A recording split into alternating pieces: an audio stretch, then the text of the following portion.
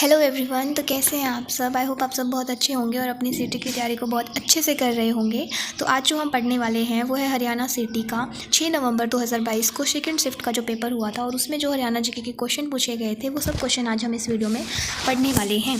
तो चलिए वीडियो को स्टार्ट करते हैं। तो जो सबसे पहला क्वेश्चन है हमारे पास वो है हरियाणा राज्य की राजधानी कहाँ है। तो ये तो सबसे ईजी है कि हरियाणा राज्य की राजधानी कहाँ है, तो इसका ऑप्शन नंबर डी हो जाएगा। चंडीगढ़ जो है हरियाणा राज्य की राजधानी है।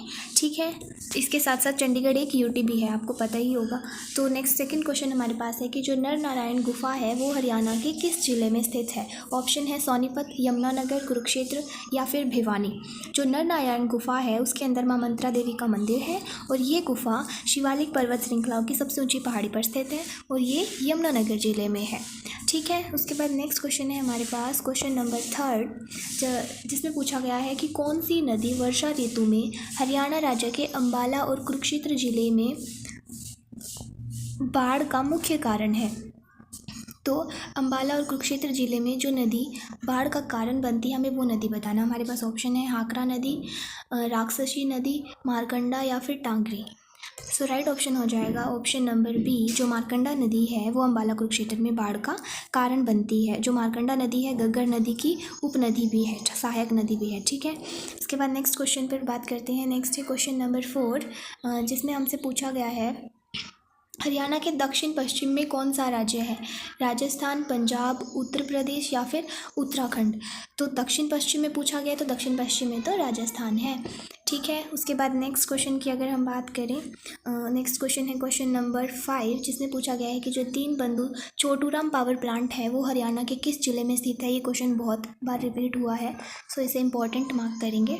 तो जो ऑप्शन है हमारे पास इसके वो है हिसार, सिरसा, यमुनानगर या फिर पानीपत। तो दीनबंधु छोटूराम पावर प्लांट जो है वो यमुनानगर जिले में स्थित है।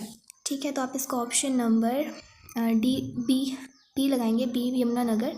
ठीक है, और इसकी जो क्षमता है वो 6600 मेगावाट है। ठीक है, आप ये भी याद रखेंगे कि इसकी क्षमता कितनी है, 6600 मेगावाट है, मेगावाट। ठीक है, नेक्स्ट हम बात करते हैं क्वेश्चन नंबर 6 की। क्वेश्चन नंबर 6 में पूछा गया है कि जो भाखड़ा डैम प्रोजेक्ट है उसके संस्थापक कौन है। ये क्वेश्चन भी बहुत बार रिपीट हुआ है। सो ऑप्शन हमारे पास चौधरी छोटूराम, चौधरी बंसीलाल, चौधरी रणवीर सिंह हुड्डा या फिर चौधरी भजनलाल। तो इसका राइट ऑप्शन हो जाएगा हमारे पास ऑप्शन नंबर ए। जो चौधरी छोटूराम है वो भाखड़ा डैम प्रोजेक्ट के संस्थापक हैं। ठीक है, भाखड़ा डैम कहाँ है, हिमाचल प्रदेश के बिलासपुर जिले में भाखड़ा गाँव में स्थित है और ये सतलुज रिवर पर बना हुआ डैम है। ठीक है, तो इसके संस्थापक चौधरी छोटूराम हैं, आप याद रखेंगे। नेक्स्ट हम बात करते हैं नेक्स्ट क्वेश्चन नंबर 6 तो हमारा हो चुका है, इसका आंसर हो जाएगा चौधरी छोटूराम। नेक्स्ट है 7th क्वेश्चन, पानीपत की तीसरी लड़ाई मराठा शासकों और डैश के बीच लड़ी गई थी। तो ऑप्शन है हमारे पास अहमद शाह अब्दाली, बाबर, हेमू या मोहम्मद गौरी।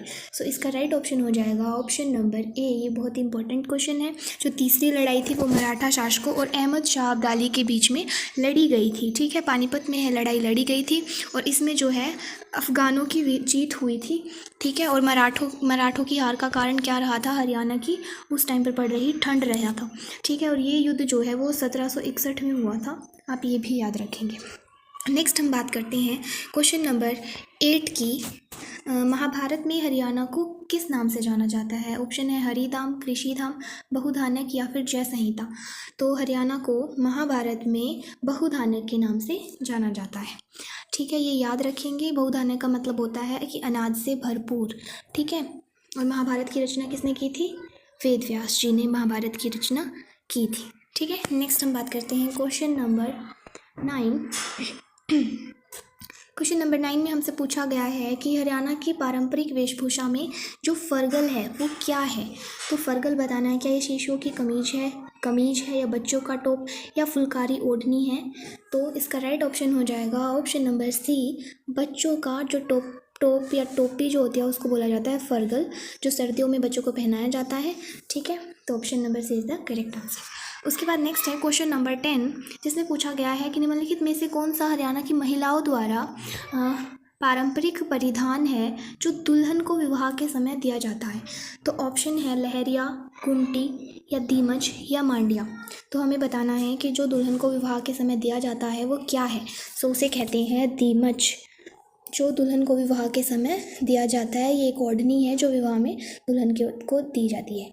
ठीक है, नेक्स्ट क्वेश्चन नंबर 11, जिसमें हमसे पूछा गया है कि जो 2020 में 34वां सूरजकुंड अंतर्राष्ट्रीय शिल्प मेला हुआ था फरीदाबाद में, उसका थीम स्टेट क्या था? यहाँ थीम स्टेट आएगा। थीम स्टेट क्या था?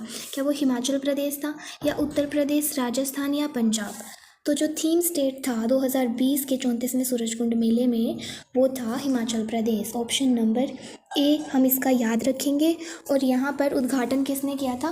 राष्ट्रपति रामनाथ कोविंद ने इस मेले का उद्घाटन किया था और थीम स्टेट कौन सा था? हिमाचल प्रदेश था। ठीक है, उसके बाद हम क्वेश्चन नंबर 12 पर मूव करते हैं।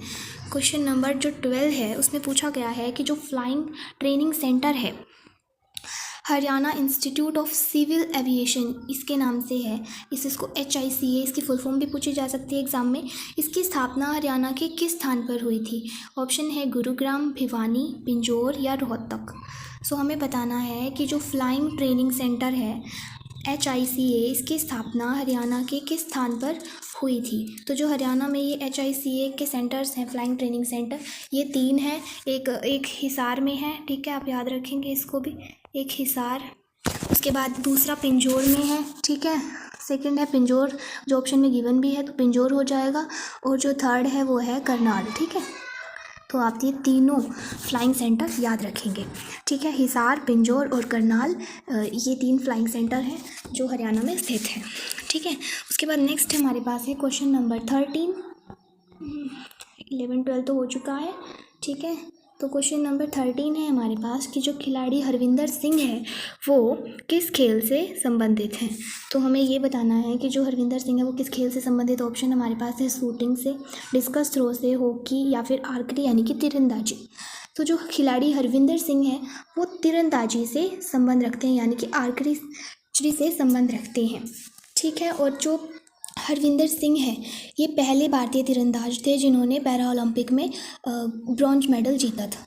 ठीक है, आप ये भी याद रखेंगे। उसके बाद नेक्स्ट है क्वेश्चन नंबर 14 है हमारे पास, इसमें बोला गया है कि चिंकारा प्रजनन केंद्र हरियाणा में कहाँ स्थित है। ये क्वेश्चन बहुत इंपॉर्टेंट है तो आप इसको वेरी इंपॉर्टेंट मार्क करेंगे क्योंकि ये क्वेश्चन बहुत बार रिपीट हुआ है एग्जाम्स में, तो इसको ज़रूर अच्छे से करेंगे। जो चिंकारा प्रजनन केंद्र है वो कैरू भिवानी में स्थित है।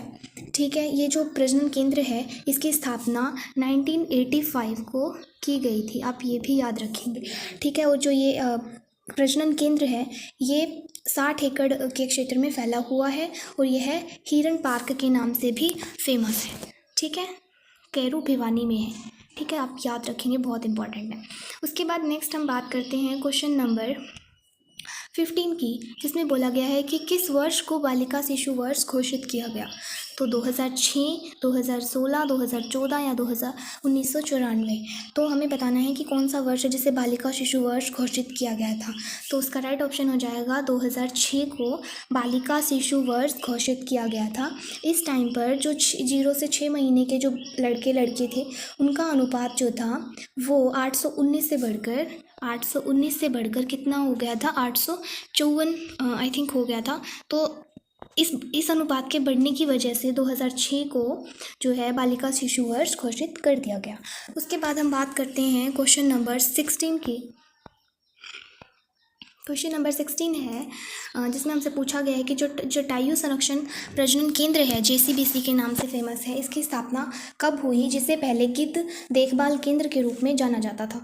तो इसके ऑप्शन है हमारे पास 2001 में हुई, 2011, 2007 या 2016। हमें बताना है कि जटायु संरक्षण प्रजनन केंद्र इसकी स्थापना कब हुई जिसे पहले गिद्ध देखभाल केंद्र के रूप में जाना जाता था। सो इसकी जो स्थापना है वो 2001 में हुई थी, आप याद रखेंगे। ठीक है, इसकी स्थापना 2001 में हुई। ठीक है, उसके बाद हम नेक्स्ट बात करें क्वेश्चन नंबर 17 की, जिसमें हमें बोला गया है कि हरियाणा विधानसभा की सीटों की संख्या को बढ़कर 90 किया गया, वो किस वर्ष किया गया। ये क्वेश्चन भी बहुत ज़्यादा इंपॉर्टेंट है, ये भी बहुत सारे एग्जाम्स में रिपीट हुआ है। आपसे 90 भी पूछा जाता है और आपसे पूछा जाता है कि 54, जब स्टार्टिंग में जब हरियाणा अस्तित्व में आया था 1966 में, तब तो ये संख्या 54 थी। ठीक है, फिर बढ़कर ये 81 हुई, फिर बढ़कर ये 90 हो गई। ठीक है, हमें ये बताना है, तो मैं आपको तीनों लिखवा देती हूँ। तो जो सबसे पहले जब 1966 की बात करें, उस टाइम पर जो ये संख्या थी सीटों की, ये 54 थी। ठीक है, जिसमें से 10 जो सीटें थी वो आरक्षित थी। ठीक है, फिर 1967 में ये संख्या बढ़कर 81 हो गई। ठीक है, बट हमें 90 पूछा गया है, तो जो 90 हुई थी, जो सीटों की संख्या बढ़कर 90 हुई, वो हुई 1970 में। ठीक है, आप याद रखेंगे 1970 में सीटों की संख्या बढ़कर 90 हो गई, लेकिन जो आरक्षित सीटें थी, आरक्षित सीटें कितनी थी उस टाइम पर? 17 थी, और अभी ये सीटें 90 ही हैं। ठीक है, आप याद रखेंगे, इसको बहुत इंपॉर्टेंट है। आप तीनों याद रखेंगे, जो दो ये मैंने बताए हैं कि 1966 में 54 थी, 67 में 81 हो गई, और 90 कब हो गई? 1970 में हो गई। ठीक है, इसके बाद नेक्स्ट क्वेश्चन पर हम मूव करते हैं। Next is question number 18। 18 में हमसे पूछा गया है कि प्रशासनिक राजस्व के उद्देश्य से हरियाणा को कितने भागों में बांटा गया है। ऑप्शन है 3, 5, 8 या 6। तो हमें बताना है कि प्रशासनिक राजस्व के उद्देश्य से कितने भागों में बांटा गया। तो हमने पढ़ा है कि 6 डिवीज़न है।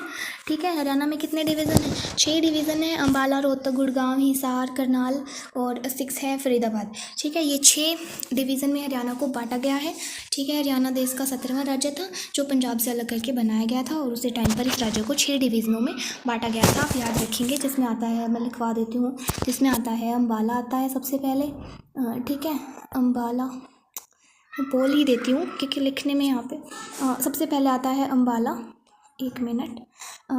तो कितने भागों में बांटा गया? 6 में। पहला अम्बाला है, फिर रोहतक है, फिर गुड़गांव है, फिर हिसार, करनाल और फरीदाबाद।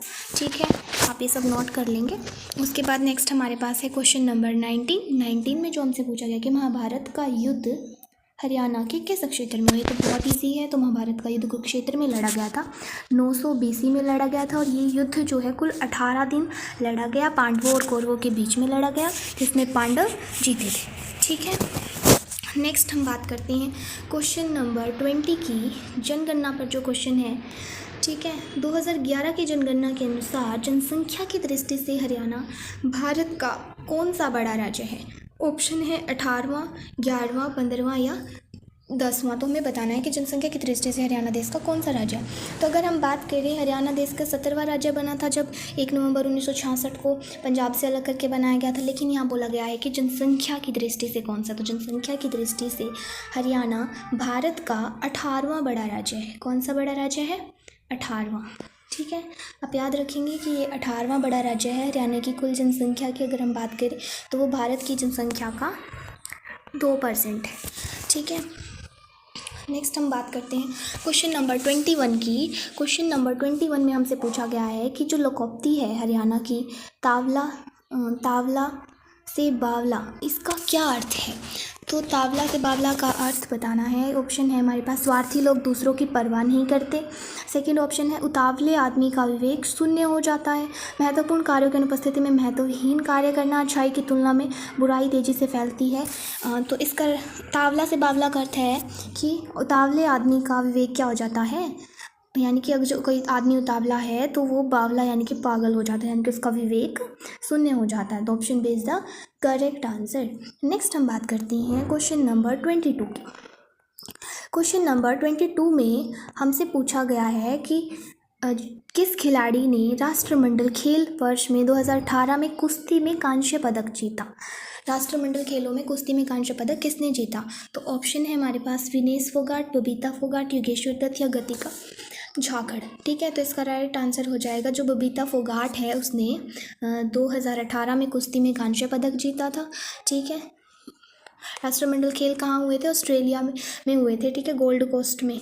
तो आपको ये भी याद रखना है। ठीक है, नेक्स्ट हमारे पास क्वेश्चन नंबर 23, जिसमें हमसे पूछा गया है, हरियाणा से संबंधित निम्नलिखित खिलाड़ियों में किसने टोक्यो 2020 में पैरा ओलंपिक्स में गोल्ड मेडल जीता था, हमें ये बताना है। तो ऑप्शन है रवि कुमार दहिया, साक्षी मलिक, सुनीता शर्मा या सुमित अंतिल।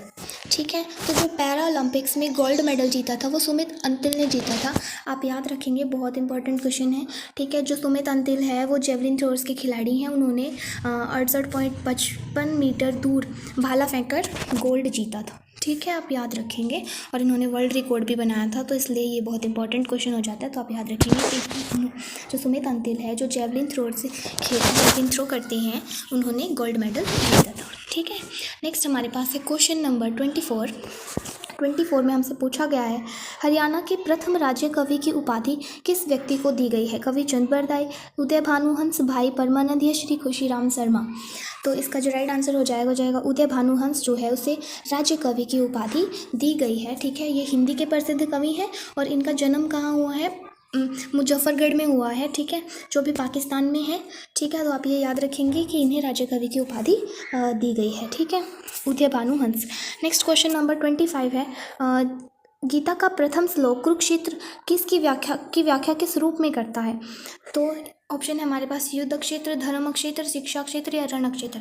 तो इसका राइट आंसर हो जाएगा, जो कुरुक्षेत्र की व्याख्या है वो धर्म क्षेत्र के रूप में की जाती है। इसमें कौरवों और पांडवों के बीच में युद्ध हुआ था।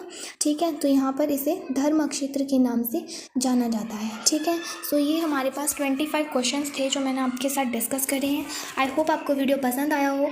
अगर आप हमारे चैनल पर नए हैं तो ऐसी मोर वीडियोज़ के लिए आप हमारे चैनल को सब्सक्राइब कर सकते हैं।